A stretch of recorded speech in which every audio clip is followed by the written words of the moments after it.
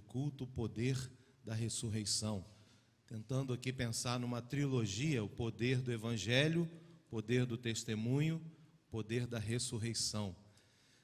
A mensagem, o poder do Evangelho, ela mexeu muito comigo no dia da posse aqui. Se os irmãos não ouviram, corre lá no YouTube e assista, que vale a pena. Já mandei para algumas pessoas, já tem gente pregando essa mensagem por aí, viu, pastor Renato?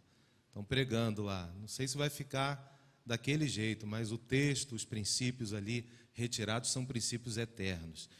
Irmãos, eu não sei se você já pensou nesse tema, né? Uma das coisas importantes, né, um evento importante no cristianismo é a ressurreição de Jesus.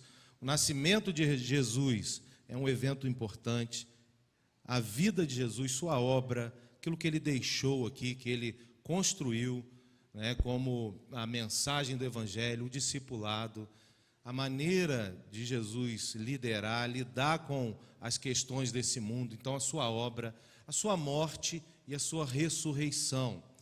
Mas o texto que eu quero compartilhar com os irmãos, que está narrado em João, no Evangelho de João, capítulo 11, a partir do verso 17, aqui tem uma narrativa e algo que acontece com Marta e Maria. Eu acredito que é uma realidade até os nossos dias. Eu sempre gosto de pensar assim, se está na Bíblia é porque é importante. Se está na Bíblia é porque tem um princípio aqui que ele é útil para nós hoje. E tem algo que acontece aqui com elas, que é possível que esteja acontecendo comigo e com você, quando se trata do tema ressurreição. Eu nunca vou me esquecer, certa vez, essa história que aconteceu comigo, eu devia ter 11, eu não tinha 13 anos. 11, 12, 13 no máximo. Eu saí com um grupo da igreja que eu era membro, lá na pequena e pacata cidade de Beautiful River. Então fui andando pela cidade com aquele grupo, não eram embaixadores, porque eu lembro que, ou se era, estava naquele dia mensageiro e embaixadores. Acho que foi um evento da União de Adolescentes, que nós saímos pela cidade evangelizando, muito naquele modelo, pastor Renato, do evangelismo explosivo, né, usando aquela abordagem, e lá fomos nós. Eu nunca vou esquecer de um homem, né, eu devia ter 13, ele já era um homem, devia ter 20 e poucos anos, e viu aquela garotada, ele estava na varanda da casa dele, e nós pedimos licença. Ele, poxa, quando viu um monte de adolescentes ali falando alguma coisa, prontamente ele recebeu a gente assim na varanda da casa dele, e nós falamos de Jesus, falamos da eternidade, usando as perguntas do evangelismo explosivo, né, perguntando se ele tinha convicção da eternidade, se ele estivesse diante de Deus hoje, o que ele diria para Deus deixá-lo entrar no céu. E ali conversando, ele falou assim: vocês são de qual igreja? Aí nós falamos: nós somos daquela igreja, em frente ao cemitério.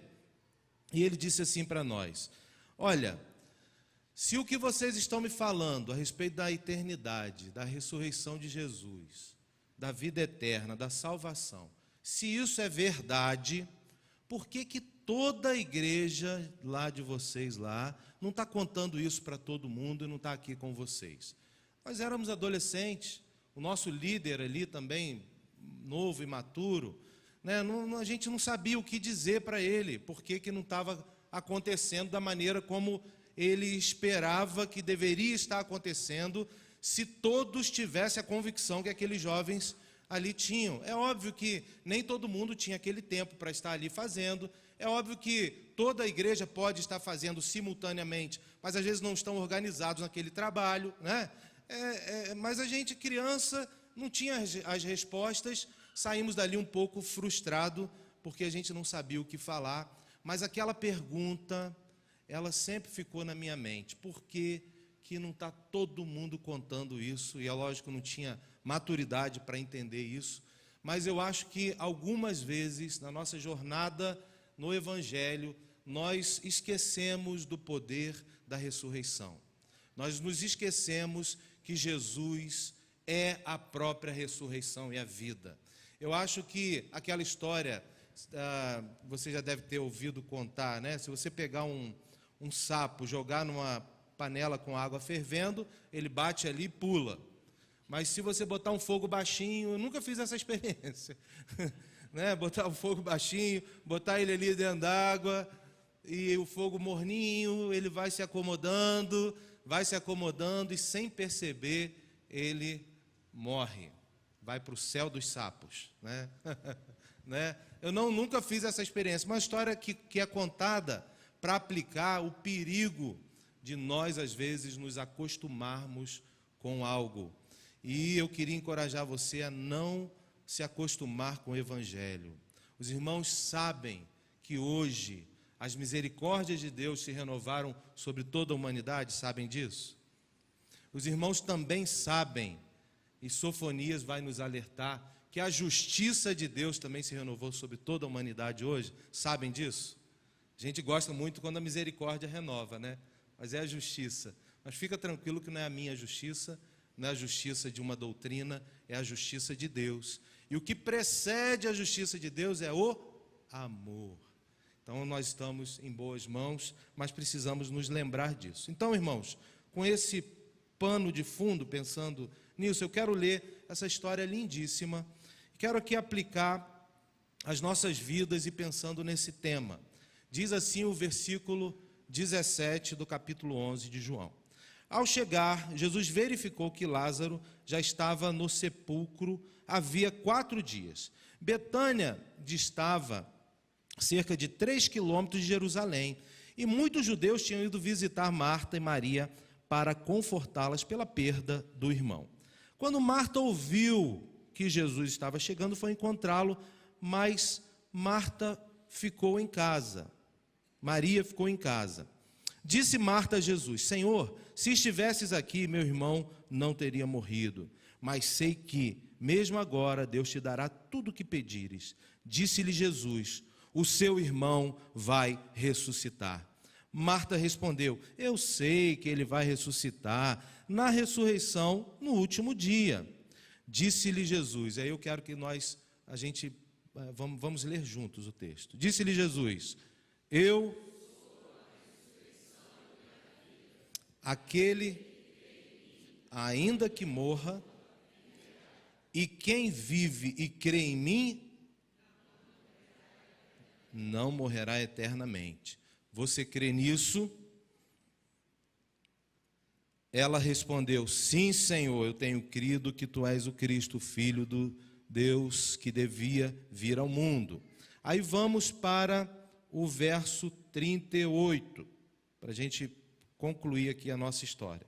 Jesus, outra vez, profundamente comovido, foi até o sepulcro.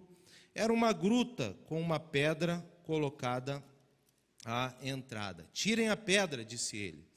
Disse Marta, irmã do morto: Senhor, já cheira mal, pois já faz 4 dias. Disse-lhe Jesus: não lhe falei que se você cresce, veria a glória de Deus? Então tiraram a pedra.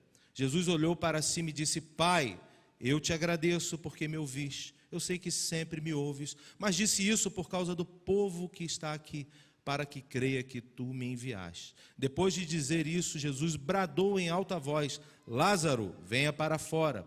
O morto saiu com as mãos e os pés envolvidos em faixas de linho e o rosto envolto num pano.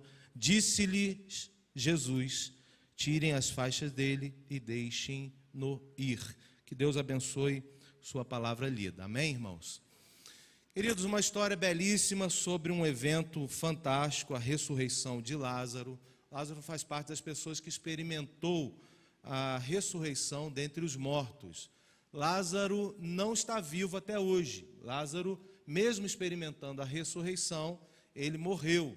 Diferente da ressurreição de Jesus, que morreu, ressuscitou e vive e reina até hoje. A gente precisa sempre lembrar e destacar isso aqui, né? Então, eu queria levar você a pensar sobre o tema morte e ressurreição, sobre aquilo que pode estar muitas vezes na sua vida morrendo ou morto, ou uma esperança, uma expectativa, um ânimo, algo onde o poder da ressurreição nós precisamos saber viver, crer, olhar e experimentar em nossa vida esse poder, que é o poder de Jesus sobre a morte, sobre aquilo que está morto. O texto, ele conta a história e o que está acontecendo ali no diálogo de Jesus com Marta e Maria é que elas estão preocupadas por uma crença de sua época.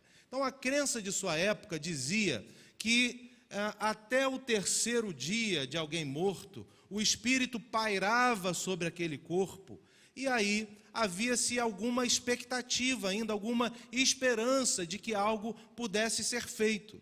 Então, nesse diálogo, vocês observam que tanto Marta quanto Maria, elas estão com um probleminha de acreditar muito mais na crença de sua época do que no poder da ressurreição, do que no poder de Jesus. Então, é importante a história aqui nos contar que o morto já estava morto havia 4 dias e que não havia qualquer esperança de que algo pudesse ser feito. Tanto é que no diálogo ela fala: não, eu sei, Senhor, eu sei que um dia nós vamos estar juntos, eu sei que vai ter a ressurreição no último dia, eu sei disso, eu conheço a história, eu sei, eu estou vendo tudo isso, né? Eu estou tranquila quanto a isso. E muitas vezes nós, na nossa vida, nós estamos exatamente assim, irmãos. Nós vamos até um limite, né? A gente chega até onde dá para a gente ir, até onde o nosso entendimento alcança, e talvez crendo em coisas que a gente já viu, ou que a nossa cultura diz, ou experiências mesmo que nós podemos ter. E aí, no verso 23, tem um detalhe importante. Jesus diz para ela: o teu irmão vai ressuscitar. Gente, vocês imaginam isso? Jesus não estava ali dizendo: olha, há uma possibilidade de, será que, vamos conversar sobre isso, tem uma conjectura, está no terceiro dia, está no quarto dia mesmo, vamos fazer as contas aqui, vamos ver se está no quarto dia. Ele dá uma afirmação que é muito importante, porque ele tem poder para fazer isso. Jesus, quando está falando isso, ele está dizendo algo que ele está falando sobre ele mesmo. O Evangelho de João, ele é muito interessante, porque o Evangelho de João usa muito o eu sou para falar sobre quem Jesus era. Então, eu lembro-me que Santo Agostinho escreveu certa vez que ele já tinha lido Platão, Sócrates e Aristóteles, e ele disse que nunca viu ninguém dizer: venham a mim, todos que estão cansados e sobrecarregados, que eu vou dar alívio à alma de vocês. Uma declaração dele para dizer sobre a identidade de quem Jesus é. E o Evangelho de João, ele gasta muito tempo falando sobre o que Jesus disse a respeito dele, sobre a identidade dele. Nós lemos, e ele disse que ele é o quê? A ressurreição e a vida. Vocês lembram de outra vez que Jesus falou da identidade dele?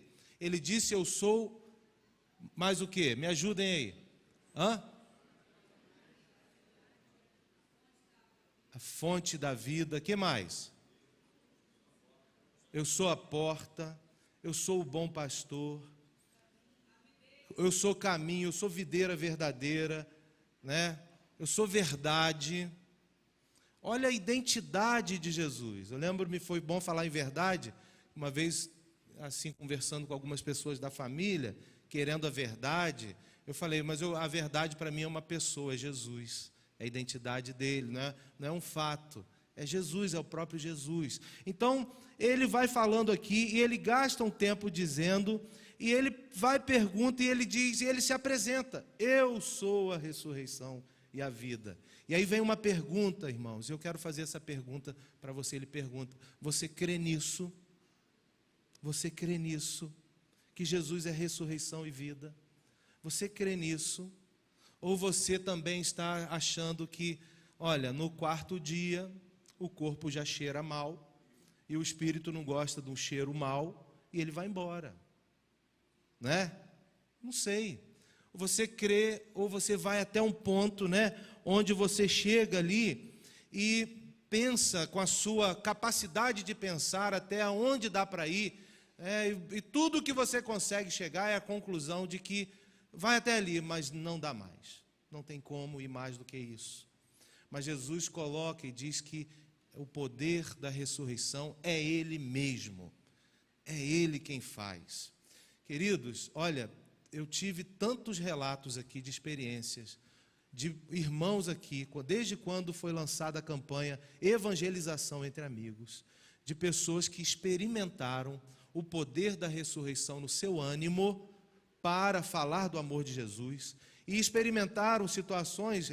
Eu ouvi mais de um relato interessante, de pessoas que muito timidamente ligaram para um amigo, e que aquela pessoa se convidou para estar aqui hoje à noite.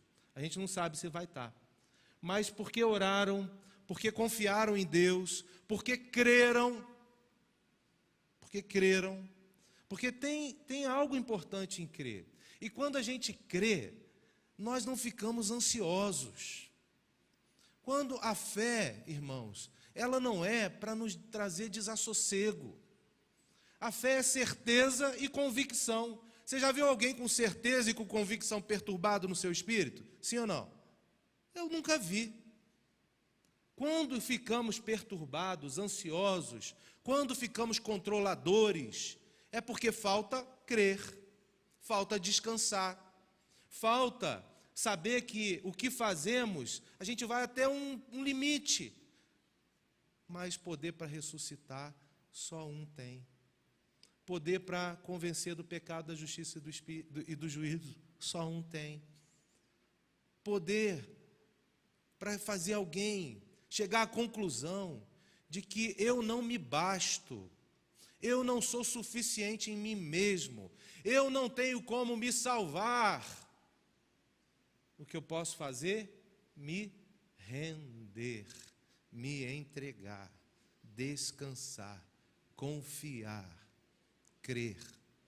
Você crê de verdade? Você crê no poder da ressurreição, meu querido? Você crê nisso? Então, eu pensei aqui em duas direções sobre isso, eu queria compartilhar com vocês. A primeira direção sobre a ressurreição. Se você crê nisso, na ressurreição, e você já perdeu um ente querido, e você tem a convicção que essa pessoa também crê em Jesus como ressurreição e vida, você é consolado, é confortado.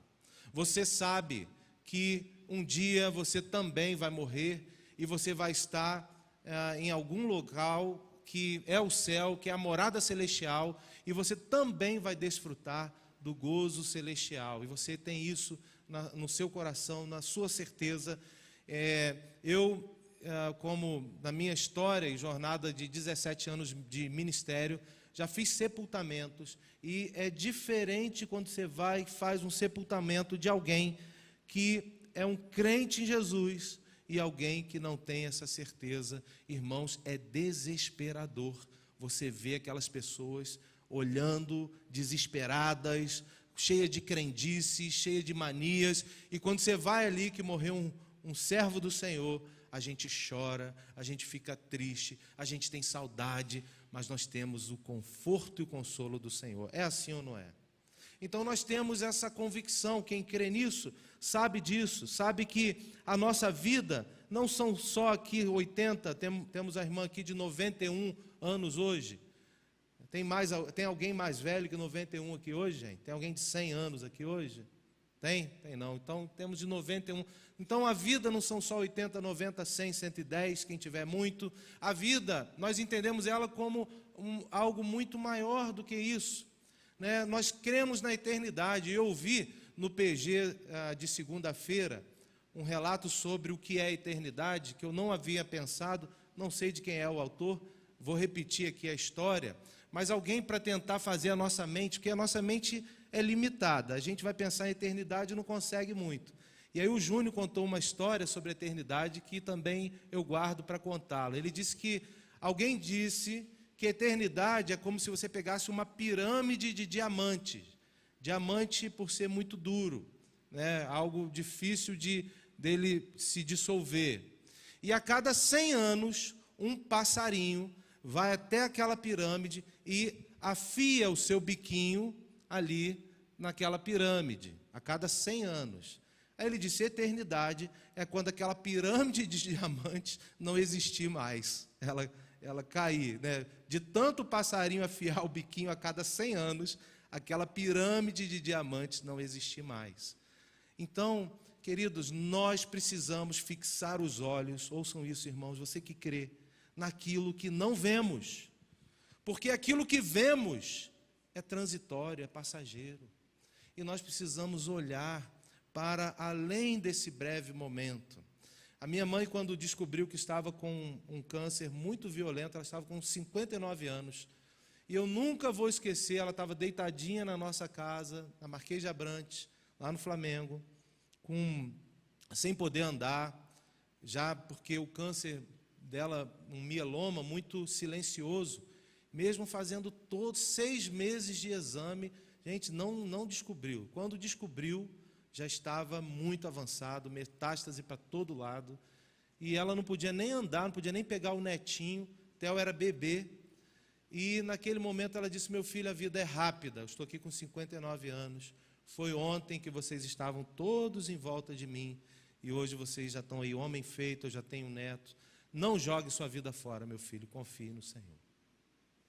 Então, a gente tem que pensar para além desse momento, desse breve momento. Então, o poder da ressurreição nos faz crer nisso. Pela graça de Deus, a mamãe, Deus deu uma sobrevida a ela, ela saiu daquele momento, ela nem queria ser curada, nem pedia para ser curada, ela dizia que o problema da morte estava resolvido na vida dela, olha aí, poder da ressurreição, ela ficava preocupada muito mais com o papai, com a gente, né?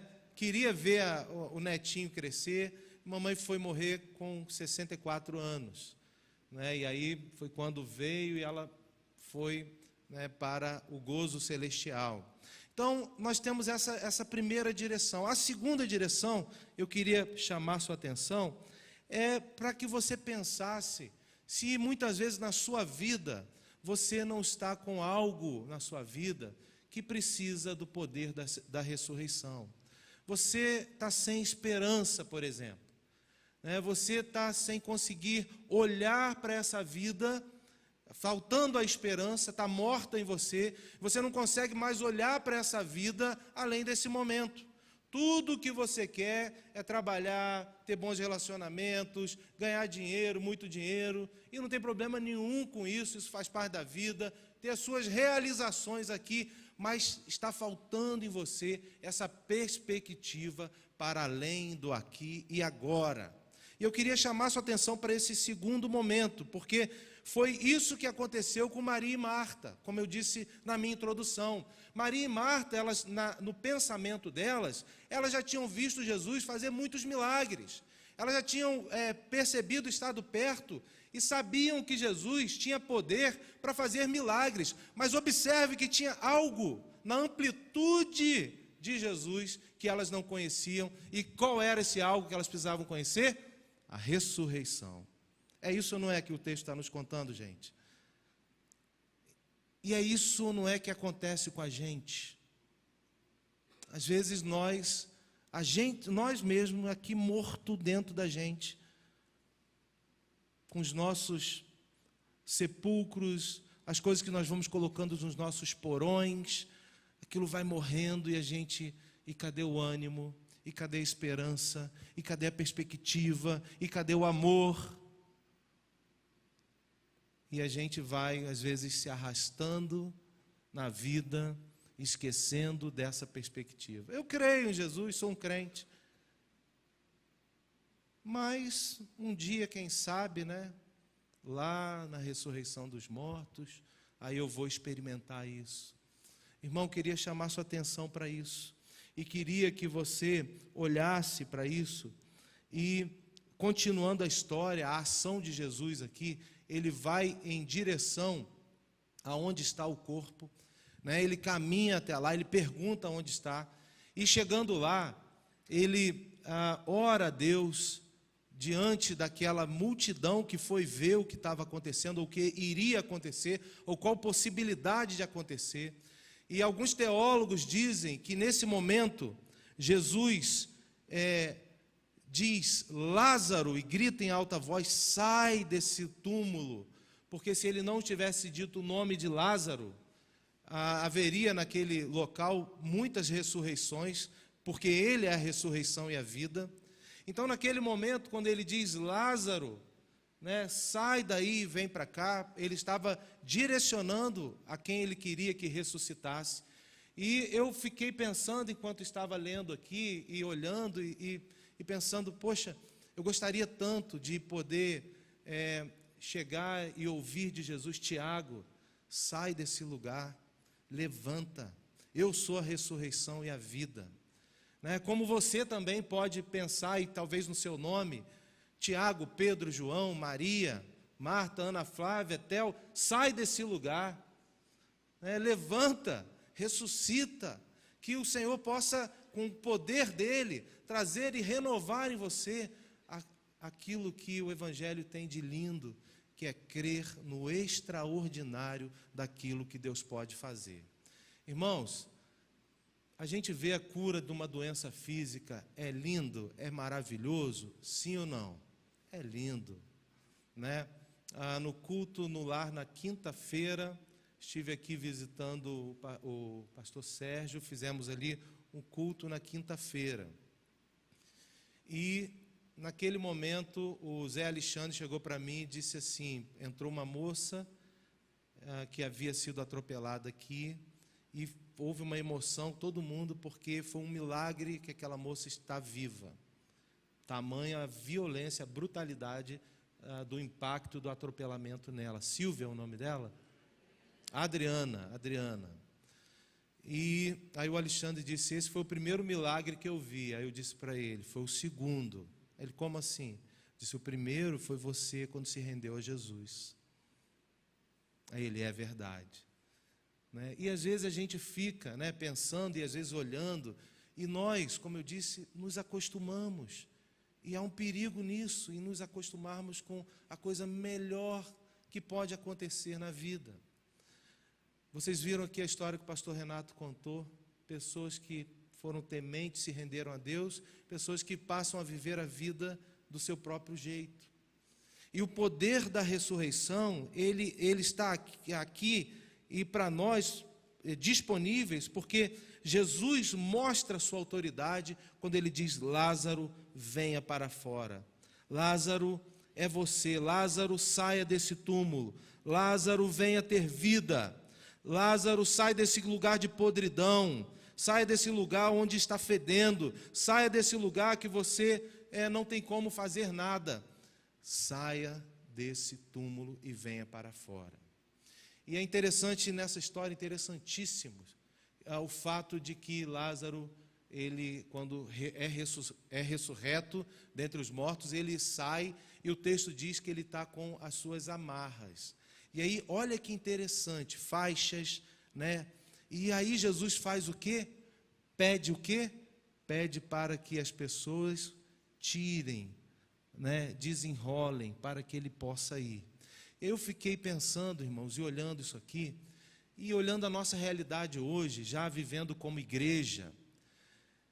Queridos, tem tanta gente que ainda precisa conhecer a Jesus, e que o meu papel e o nosso papel, o papel da igreja no discipulado, é ir lá e tirar as amarras, e orientar, e fazer aquilo que a igreja faz muito bem, poder encaminhar, levar essas pessoas até Jesus e deixá-las lá até que elas fiquem, porque elas saem e a gente vai e leva novamente, e fazendo esse trabalho. E nesse trabalho, que não é o poder da ressurreição, Jesus pede para que a gente faça. A gente tem que ter cuidado para não trocar isso. A gente é danado para trocar as coisas. Às vezes a gente quer ter o poder de ressuscitar. Não, a gente ora. Quem tem o poder de ressuscitar é aquele que disse que é a ressurreição e a vida. Mas qual é o nosso papel, o nosso trabalho? Aí sim, agora nós vamos lá e podemos trabalhar, fazer aquilo que foi confiado a nós, a incumbência de confiança que foi dada a nós. Chegar lá e retirar E aí eu estou usando isso aqui para dizer, vamos fazer o discipulado, vamos estar atento àquilo que Deus está nos convidando e permitindo a gente participar. Irmãos, hoje à noite nós vamos ter o culto do amigo. Não sabemos quantas pessoas hoje vão conhecer a ressurreição e a vida. Não sabemos. Deus sabe. Mas nós sabemos que em isso acontecendo, a conversão, o batismo, não é um lugar que a pessoa desemboca ali e agora alcançou a estatura de varão perfeito. Não é. Agora vem o nosso trabalho como crentes de tirar as ataduras, de fazer o discipulado, de ter uma vida na outra vida, afiando o ferro para que sejam homens e mulheres piedosos e tementes a Deus. Você crê no poder da ressurreição, meu irmão? Sim ou não? Você conhece a Jesus como aquele que pode ressuscitar e restaurar e trazer salvação, e aquela vida tão vivida de uma maneira a olhar para os seus estímulos, os seus impulsos, para fazer os seus planos, de repente, aquela pessoa tão egoísta, tão egocêntrica, tão cheia de si, diz: eu não posso, mas Jesus pode. Eu não tenho, mas Jesus tem. Eu não sou, mas Jesus é. Eu não faço, mas Jesus faz. Você crê nisso, meu irmão? Eu quero orar com você que crê nisso, porque nós precisamos de caminhar nessa certeza, nesse temor, nessa convicção. E não vamos ser nem Maria nem Marta, que tiveram aqui uma experiência fantástica, que chegaram a um limite, mas nesse dia descobriram o poder da ressurreição. Eu queria que você ficasse de pé, você que hoje está aqui, talvez pensando: poxa, pastor, olha, eu acho que eu estou igual aquele sapinho lá da história, eu estou me acostumando com o Evangelho. E aí você vai levantar e nós vamos orar junto, porque você vai entender o poder da ressurreição na sua vida. Pode ser que não seja o seu caso, você tem vivido dependendo de Deus, e o poder da ressurreição na sua vida é um sinal claro. Você faz parte dos crentes que caminham. Olha, todo dia Deus faz um milagre, porque minha vida é um milagre, eu dependo dele todos os dias. Está aqui o poder da ressurreição. Vou pedir para você ficar em pé também, porque nós vamos orar por isso. E eu vou convidar o pastor Renato. Pastor, queria pedir ao irmão para vir aqui, o irmão pastor da igreja, o nosso líder aqui. E eu quero que o irmão ore conosco e com as pessoas que estão aqui, dizendo: eu creio no poder da ressurreição, eu quero ser igreja, eu quero contribuir, eu quero ir à frente. Jesus, a ressurreição e a vida. Amém.